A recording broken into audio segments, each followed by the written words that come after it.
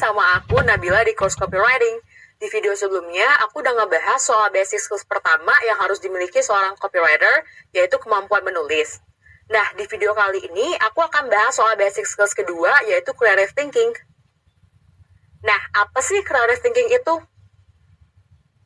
Creative thinking adalah kemampuan melihat suatu hal atau masalah dari sudut pandang yang berbeda. Tujuannya untuk menciptakan sesuatu yang baru dan original, khususnya dalam hal ide. Lalu, kenapa ya creative thinking itu diperlukan dalam copywriting? Karena saat ini persaingan iklan antar brand itu semakin ketat. Kalau kamu nggak bisa berpikir kreatif, pastinya kamu nggak akan bisa menciptakan ide serta konsep iklan yang fresh dan menarik. Bisa-bisa produk atau brand kamu kalah populer dengan kompetitor. Nah, selain itu, iklan yang kreatif pasti bisa lebih mudah menarik perhatian target konsumennya.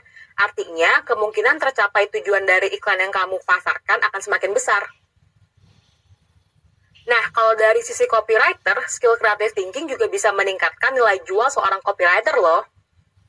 Kenapa? Karena copywriter itu nggak cuma dituntut untuk bisa menulis copy yang menjual, tapi juga menghasilkan ide-ide yang luar biasa.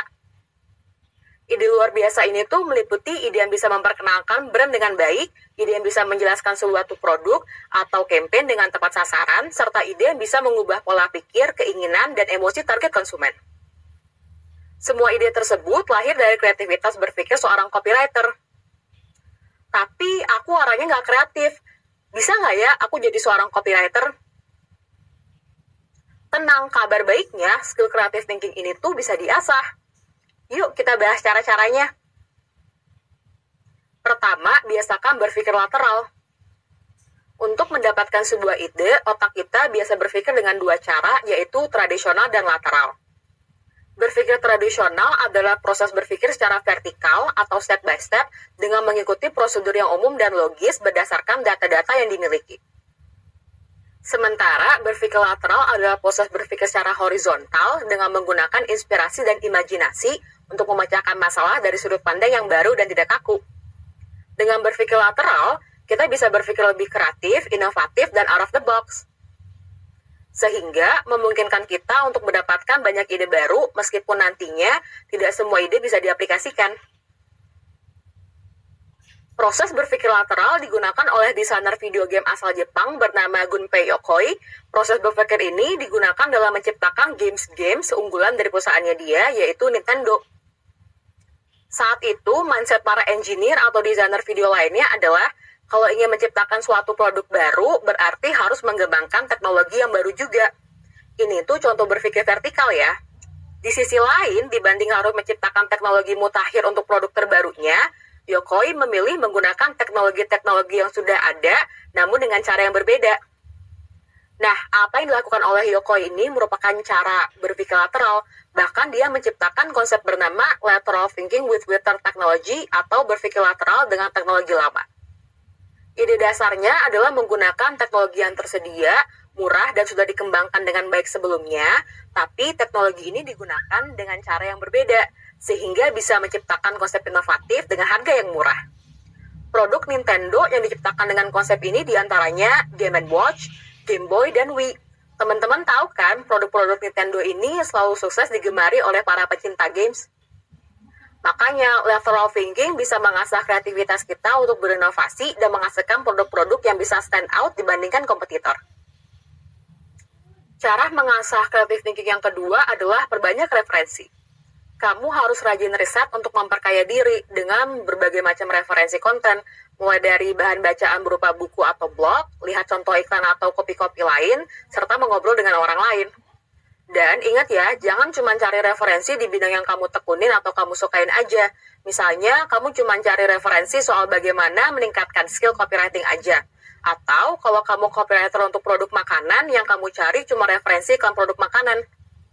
Kalau referensinya itu aja, kamu tetap dapat inspirasi, tapi nggak menjamin kreativitas kamu bakalan keasah. Coba cari referensi lain di luar bidang atau produk yang kamu kerjakan. Perkaya referensi di luar comfort zone kamu. Dengan memperkaya referensi dari luar bidang yang kamu sukai, maka otak akan terbiasa mendapatkan input dari perspektif yang berbeda, sehingga memungkinkan kamu untuk menghasilkan ide-ide baru dan original dari sudut pandang yang berbeda pula. Nah, ketiga, jangan abaikan ide-ide sederhana yang muncul di pikiran kamu. Tanamkan dalam mindset kamu bahwa sebuah ide luar biasa itu datang dari ide sederhana yang akan dikembangkan dengan baik. Apapun ide yang muncul di pikiran kamu, terima aja semua. Jangan jadi judgmental pada ide kamu sendiri dengan berpikir, ih jelek banget idenya, atau duh kayaknya aneh deh idenya. Kalau dari awal kamu udah selektif dengan ide yang muncul di pikiran kamu, percaya deh, ujung-ujungnya kamu tuh bakal kesulitan sendiri. Nah, mulai sekarang, tulis apapun ide yang muncul di pikiran kamu supaya nggak lupa, dan bisa dikembangin lebih lanjut untuk mengetahui apakah ide ini tuh cocok dikembangkan atau enggak. Karena bisa aja kan, ide yang muncul ini emang nggak cocok buat proyek yang lagi kamu pegang sekarang, tapi bisa digunakan untuk proyek setelahnya. Satu lagi, jangan takut buat mengembangkan ide-ide gila yang muncul meski terkesan aneh dan gak nyambung dengan produk yang kamu iklankan. Tulis aja dulu gambaran kasar ide kamu. Contohnya, ingat nggak salah satu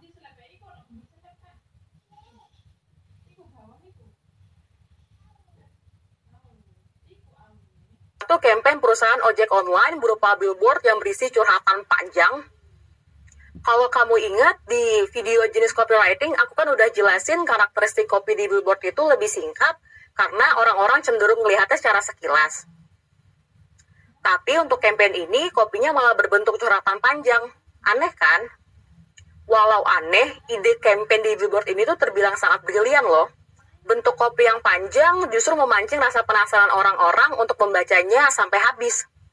Tapi terus perhatiin juga ya soal lokasi billboardnya. Untuk campaign ini tuh emang udah diperhitungkan lokasinya di Kuningan, yang emang super macet. Jadi campaign yang aneh ini meraih lebih dari 10 juta impression di media sosial. Selain jadi viral di media sosial,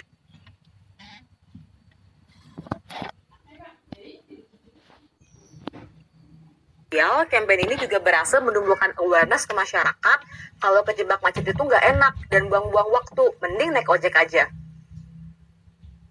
Jadi jangan takut buat ngewujudin ide-ide aneh dan gila ya.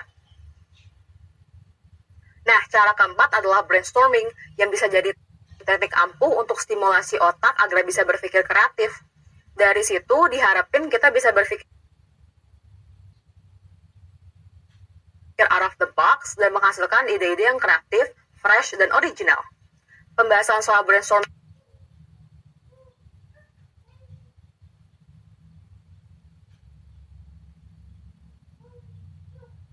ini akan aku kulik lebih jauh di video research dan brainstorming. Nah, tadi aku udah bahas cara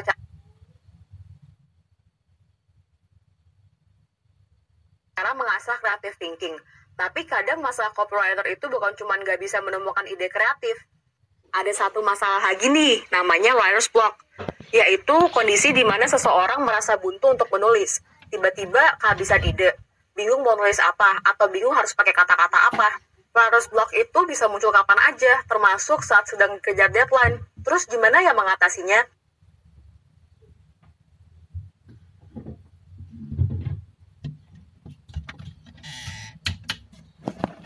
Gak usah khawatir. Pertama, jangan pernah memaksa otak untuk tetap bekerja.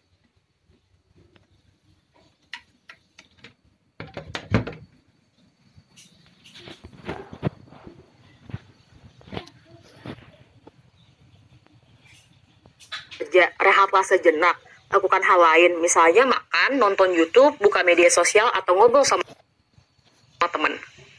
Kedua, kamu juga bisa cari inspirasi dengan jalan-jalan dulu, coba keluar ruangan, cari udara segar, dan melihat tanaman hijau. Tanaman hijau dipercaya bisa menyegarkan pikiran, membuat kita lebih produktif, dan bisa lebih merangsang kreativitas seseorang. Kalau ternyata masih gitu juga, coba baca tulisan ulang. Anggap aja kamu nggak tahu bentuk tulisannya tuh seperti apa. Biasanya ketika dibaca ulang, kita tuh jadi tahu, mulai dari mana nih bagian bisa nulis lagi. Kamu juga bisa mencoba metode free write atau menulis bebas.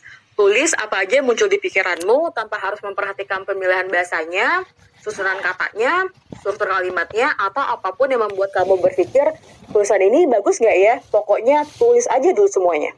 Dengan cara-cara tadi, semoga kamu bisa lanjut nulis lagi ya. Nah, itu tadi pembahasan cara mengasah kemampuan berpikir kreatif serta bagaimana menghadapi writer's block. Setelah ini, aku bakal mulai bahas soal step by step menulis sebuah copy, dimulai dari tahapan pertama yaitu research dan brainstorming. Kira-kira di tahapan ini apa aja sih yang perlu kita lakukan? Tonton di video selanjutnya ya. Sampai jumpa!